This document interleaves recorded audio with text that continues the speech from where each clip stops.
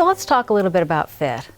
No matter which type of mask you decide to make, the most important thing is that it fits snugly so that nothing can get out and nothing can get in.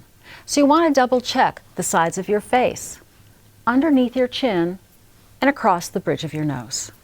Each of the CDC recommended masks will fit slightly differently, but be sure that they are snug along all sides of the face.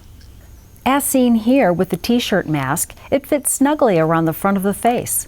To increase protections, it will be necessary to tuck in the sides to create a snug fit at the side of the face.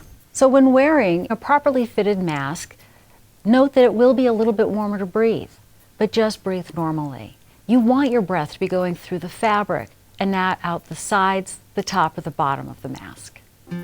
For further information, please go to the CDC website or go to the OSU Extension Coronavirus resource page.